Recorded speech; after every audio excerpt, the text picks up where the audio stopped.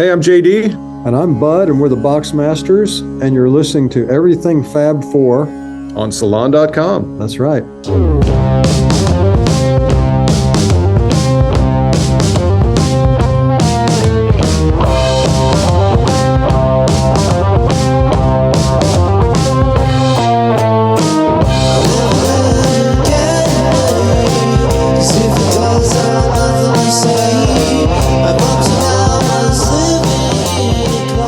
Welcome to Everything Fab Four, a podcast focused on fun and intelligent stories about the Beatles.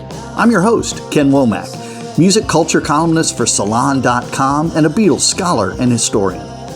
No other band, or popular phenomenon for that matter, has enjoyed the global impact the Beatles have and continue to have more than 50 years later. They are part of our human fabric. They created music that continues to bring people together, and just about everyone has their own Beatles story to tell, some that are surprisingly deep and unexpected.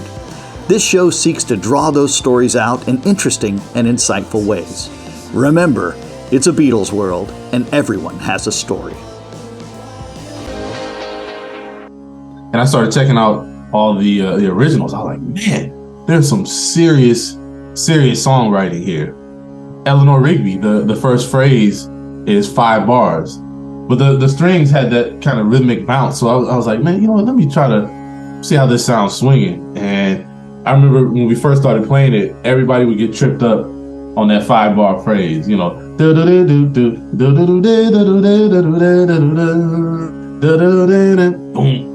kind of tricky.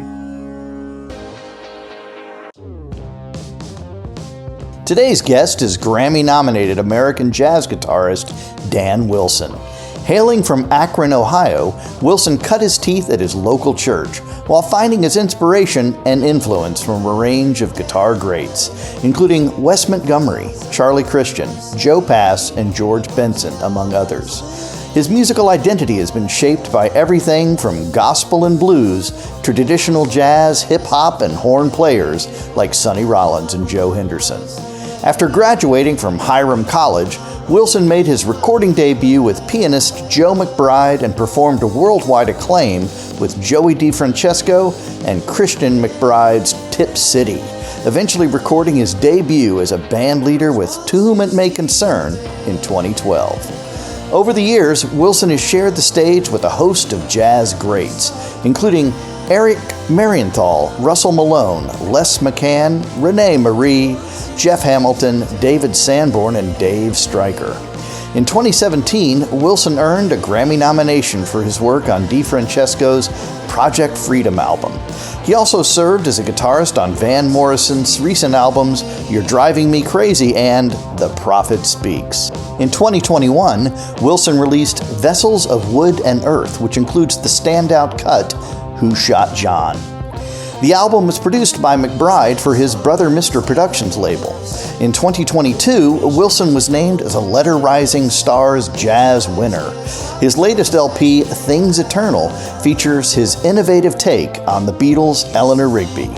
Writer Michael Toland praised the album, extolling the ways in which Wilson lets the grooves and melodies talk for him, whether he's learning into R&B with Philip K. Jones's Stickology and Stevie Wonder's Smile Please, or lighting out for the bop territories with Freddie Hubbard's Bird-like and McCoy Tyner's For Tomorrow. Welcome, Dan Wilson. I wonder if you could start by telling us, you know, when you first got the spark. Did you grow up in a musical family? How did it all start? Man, you know, I kind of, sort of a musical family. Yeah, my mom, I didn't realize this until I was like, maybe in my teens, that she was actually a really good singer. I didn't realize it. She knew like a ton of jazz standards. I mean, like she had an entire fake book in her head. And it's, you know, when I started learning, she was like, "Oh, that's cool. You learned. Do you know The Shadow of Your Smile? Do you know When I Fall in Love? Oh, do you know Tenderly?" I'm like, where was this all along? Where was this the first 13 years of my life? So, but my dad was a musician. He played drums and bass. And then I found out later when I was in my like later teens that he could play a little bit of piano. I don't know why. I don't know why it never came up, but he showed me how to play drums and bass. And then our church needed, our particular local church needed a guitar player. So we went out to Guitar Center. He got me a guitar, and he was like, "You're on your own here." And so I just kind of started figuring it out. But I had amazing examples, like in our district, in our church district, there were some top level guitar players. So I would sit behind the front pew and just kind of look over their shoulders and just try to play everything they were playing. But that's how I got my start. Yeah, I love your story about being a teenager and making these discoveries. Only as teenagers could we miss all of that, right? Just completely oblivious. It was incredible. Hidden in plain sight all that time. Do you? What was your first guitar? It was an old like a cheap Squire. Yeah, it was a cheap Squire. My dad was like, "If you're not serious about this, I'm not spending a whole bunch of money. So you can get serious first, and then we'll talk about getting you something better." And I stuck with it. I got borderline obsessed, and my uncle actually ended up giving me a really, really nice guitar. It was a Gibson Howard Roberts. And I have it to this day. It has great sentimental value. Now, is that your main guitar now? No, I play the Benedetto Pat Martino's. So when I got the endorsement with Benedetto, I started. I went through a couple of their instruments, and they made some great instruments. But I settled on the Pat Martino because of the versatility and the ease of travel.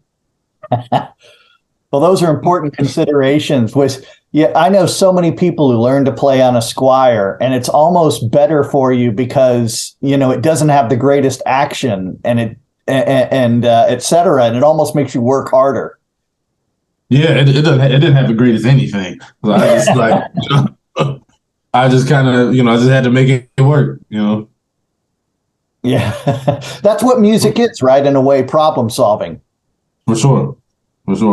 Especially in jazz when you're playing with a group, and you have and I really urge the folks out there to listen to your work, which is, widely available on all of the streaming channels. And I note that that's just a crack group. How do you work to find a band and to be able to create that chemistry, which is, exponentially more difficult in jazz? I've really enjoyed watching, for example, your videos of Who Shot John, for example, and watching, the group, some working from music, at least to get, I guess, the basic structure. How does that evolve? Man, it's like the age-old human experience. We repetition. It's just like, and a lot of it is like I take into account personality. Like we've all all the musicians in the band, we've all studied the music, the history of music. We love everything from Louis Armstrong to Charlie Parker to everything that came out today. But I beyond that, I look for certain personalities that can work together. They've already taken care of being able to play their instrument. Now, can we work together? Can we get along on the road? Can we get along on the bandstand? I take into account their musical interests. Like, for example, the drummer, Dave Throckmorton, we've had like a decade-long chemistry. We like a lot of the same stuff. We love Jack DeJohnette, all the kind of the 80s session drummers. We talk about J.R. Robinson. We talk about Jeff Porcaro from Toto, Steve Gadd, Vinnie Colaiuta. So we kind of hook up on that. We also hook up on like Elvin Jones, Tony Williams, and people like that. So, I try to bring all that to the table. Especially when I write for these musicians, I kind of take into account what's in their wheelhouse. But just looking for the right personalities. I guess in a lot of ways, right? It's like screenwriting where you're writing for particular actors to speak the parts. You're trying to find, or you're writing rather for their voice. Is that correct? 100%, 100%. And it's nice to get to know that, because like, for example, I think I knew that this was going to be a good group when we were after a gig, we're packing up, and without saying anything, everybody starts helping to carry the drummer's equipment back to the car. You know what I mean? So that moment right there, I'm like, okay, yeah, we got a good band here. Everybody's not kind of in their own head. We're just like, somebody grabs a bass drum, other person grabs a snare, one person grabs some other hardware. So that's the sign of a good band. Yeah, it's not just playing, right? It's also having a little class. Exactly. Like, if we're going to be in a van together for hours on end, I don't want to be with the super genius who's like tortured for the art. That's that's no fun. Yeah, no, thank you. And I know that just almost this unspoken language with you, as you said, with your drummer and with your pianist. There's this interplay that, of course, we as observers can't crack that code, but that's okay. That's what makes it great. Yeah, man. I feel like I agree with something that Branford Marsalis said. It's not the audience's job to really understand the intricacies of what you're doing. It's your job to make them feel something on a visceral level, and I always hope that comes across. Well, it sure does with Who Shot John, and trolling around the internet, I can tell I'm not the only person to respond to that song. Can you tell me about the origin story with that one and how it developed?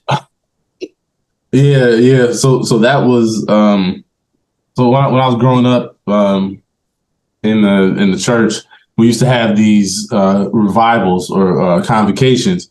So we would have one. There was a Midwestern one. There was a Eastern Regional Convocation that was held in Princess Anne, Maryland, on the Eastern Shore. There's a Western one held in Casa Grande, Arizona, and a Southern one held in Sefner, Florida. So when we would go to the Eastern Shore, there would be, it's 3 days and 3 services per day.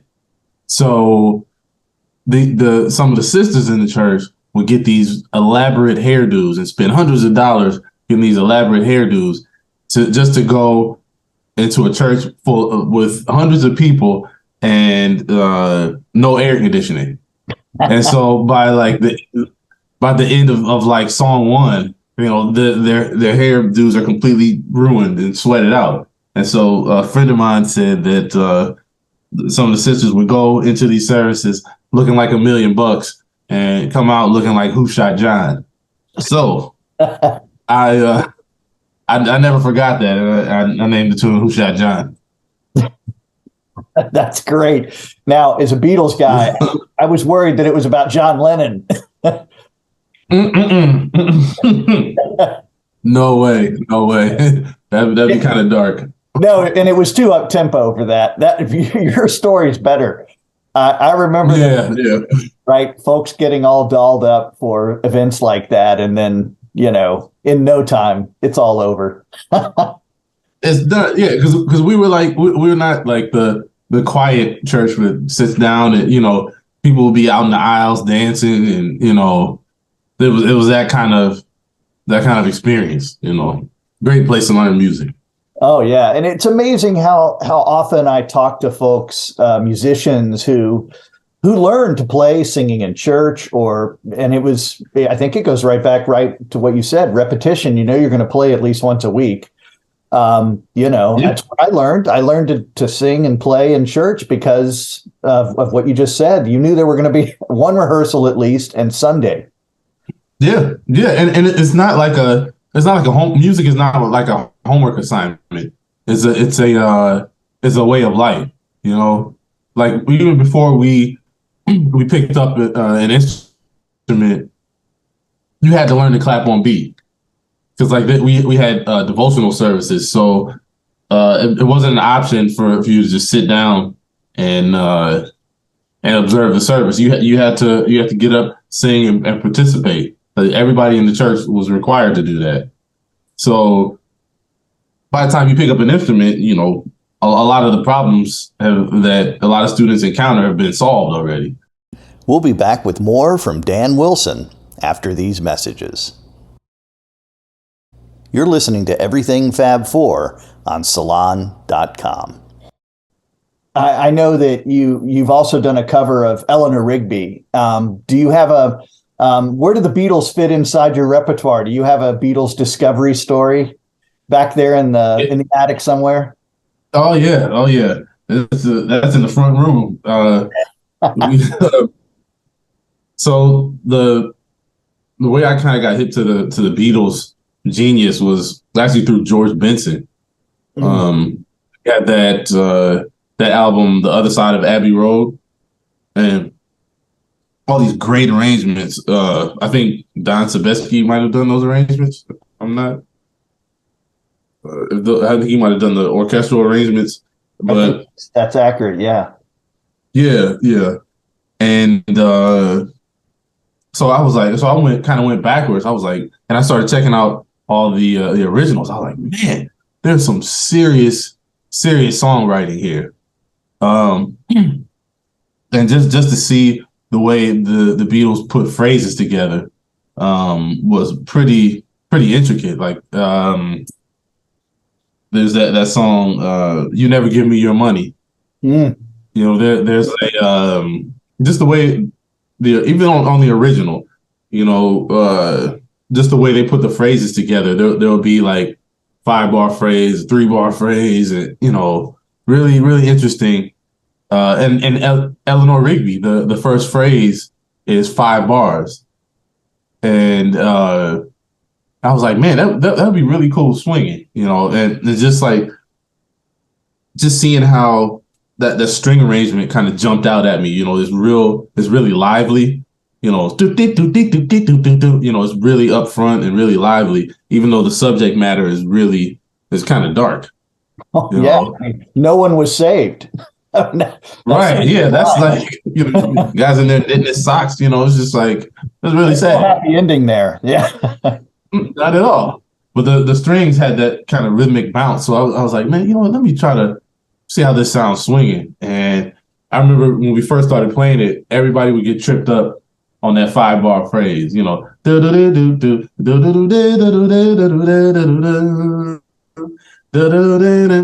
You know, when we would start improvising, everybody's used to hearing things in, you know, 4-bar phrases, but that first 5-bar phrase is kind of tricky.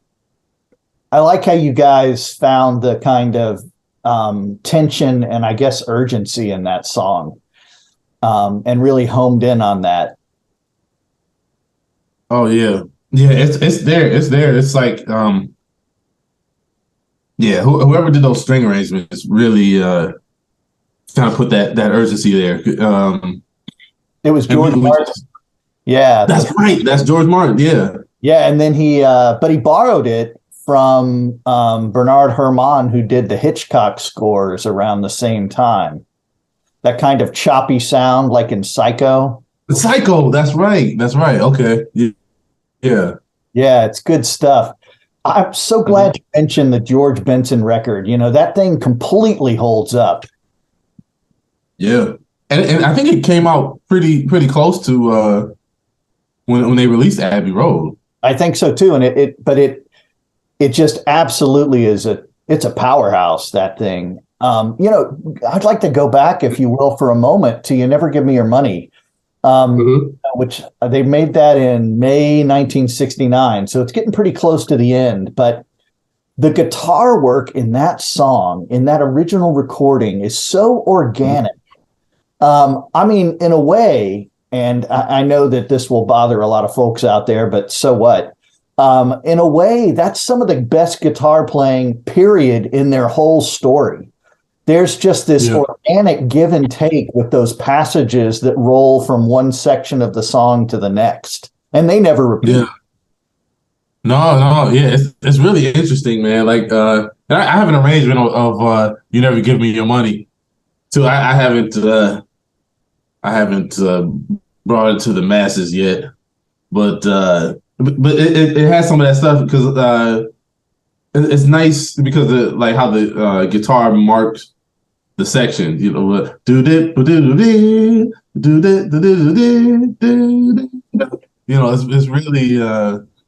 it's really cool. Exactly that part. And then it's like there's almost, and maybe I'm using the language wrong here, but it's almost like there's a resolution, right? Where it's working up to a note and it arrives there and then it goes somewhere else. Yeah. Yeah. And the harmony is really unconventional, I like how they end up on that 1, 2, 3, 4, 5, 6, 7. All good children go to heaven. It's really a lot of cool elements in that tune. So if staying in the world of jazz for a moment, what is your desert island album? If there was one you had to have, right? You're stuck out there in the middle of nowhere, and there's one record that you'll be referring to for the rest of your days. Hopefully, you'll meet like a volleyball or something out there. That I share a last name with. Yeah, that's right. So hopefully you guys get along because it's going to be a long time. But yeah, what happens? what album? Man. I know this is a ridiculous question, but it's so tough. Yeah. We're talking jazz here. We're talking jazz. You don't have to pick a Beatles album. Oh, maybe you can throw in a Beatles album too if you want. All right. Oh man, this is a tough one. I'm gonna have to go with probably Milestones, Miles Davis.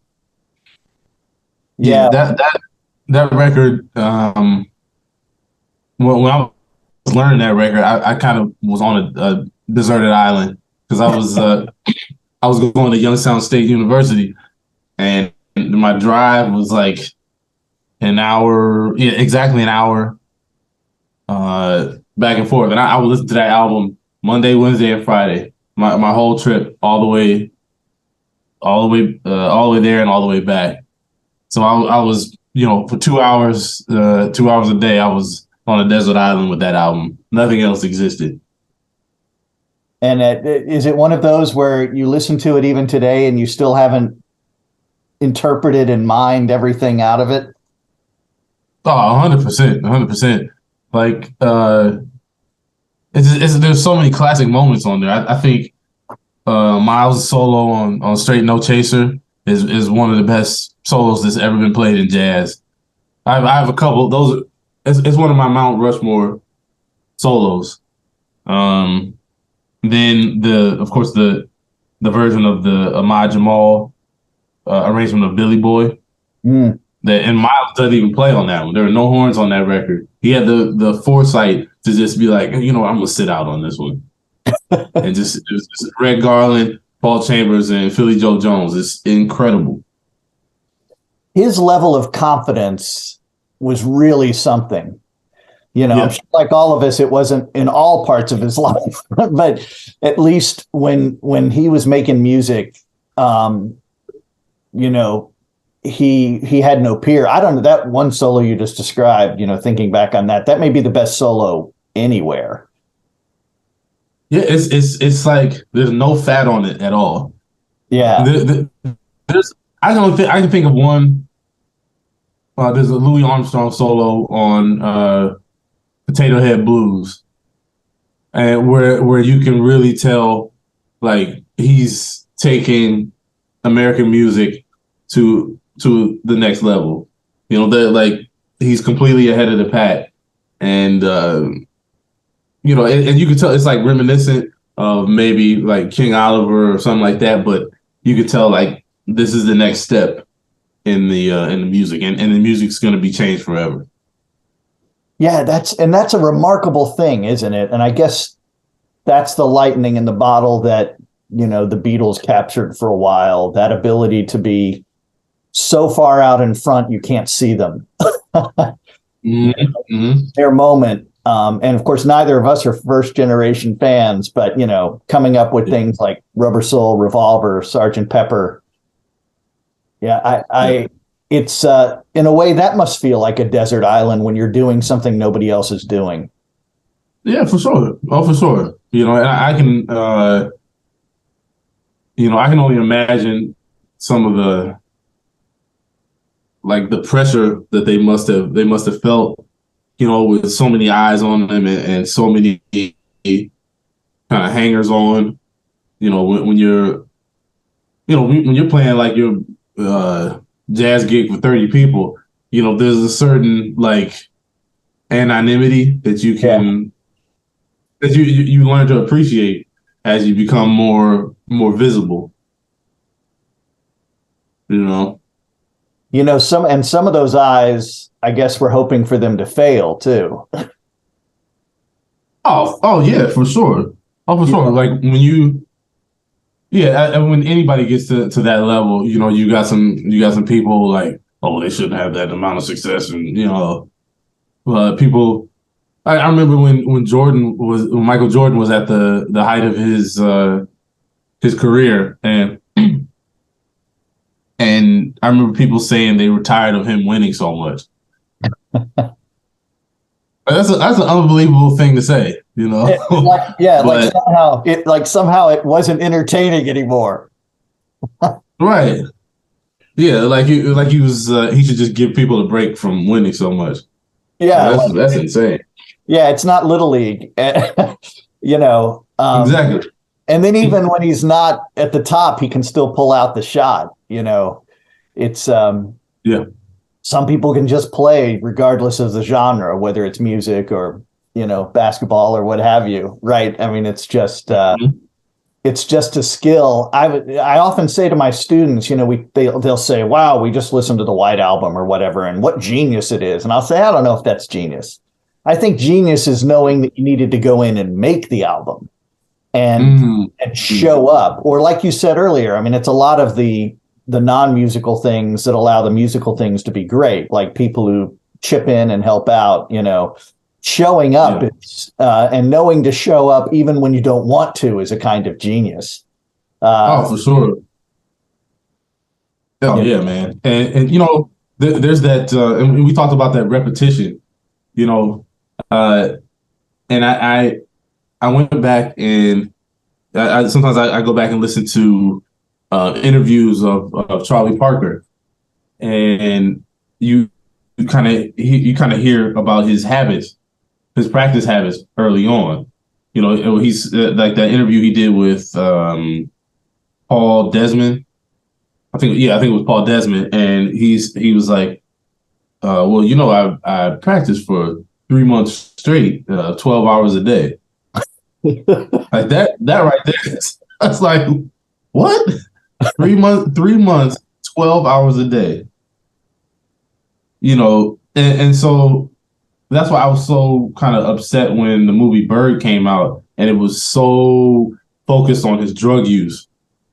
You know, as if his genius, because you know it's more of a romantic story to have like a tortured genius who was addicted to drugs and his life was in shambles, but his genius just came from somewhere else. Because it's a lot less glamorous to see him practicing 12 hours a day for 3 months straight. Yeah, and I totally agree, because that's the failure of that film. It doesn't capture the work, which is, you got to love the work, right? I mean, the work that it took for him to get there. I was I was talking to the author of one of the Prince biographies, and he was talking about when Prince discovered the guitar, and he was at I think a friend's house or what have you, and his dad had a good guitar, and Prince started playing it, and they woke up the next day and he's still playing it. Yeah, that's it. That's it. Yeah, man. I played with the great Joey DeFrancesco for like 5 years, and just seeing just being on the road with him for that long, you start to learn a lot about like what genius actually looks like. Like that's somebody who had like really like highly developed mental capabilities. Like he had a photographic memory. He can remember people from like 30 years ago. Like he was telling me he remembered seeing Thelonious Monk and Art Blakey, Dizzy Gillespie when he was 2 years old, and he remembered the color of Thelonious Monk's suit jacket. And so, and when he was little, all he would want to do was play the organ. So he spent all that time, and repetition playing the organ. So when he became an adult, it's easy for him. The Joey DeFrancesco we see, it's like breathing. Yeah, and all that musical structure and theory he must have learned just by rote. Yeah, man. I mean, like stuff that just sometimes on like sound checks, we'd be talking about like, oh man, I'm struggling with Countdown by Coltrane. It's just really tough. He's like, yeah, that's a tough tune, and he starts playing it at like 300 beats per minute. He's like, yeah, and it goes here, and we're just sitting there looking at him like, yeah, I'm gonna pack up and go back to the hotel. Everything Fab Four is presented by Salon.com, the premier news, politics, innovation, and arts website. For more information, visit everythingfab4.com, where you can learn more about our podcast and my latest Beatles-related book, Living the Beatles Legend, The Untold Story of Mal Evans. The Everything Fab Four theme song, Seize the Day, is provided courtesy of Black Rabbit, the high-octane Beatles cover band, an innovative psychedelic rock project from Rockaway Beach, Queens in New York City. Like what you heard today on Everything Fab Four? Be sure to subscribe, give us a rating, and recommend the show to your friends. Plus, you can follow us on Facebook and Twitter at EF4 Podcast. Distributed by Salon.com, Everything Fab Four is a Wonderwall production. Remember, it's a Beatles world, and everyone has a story.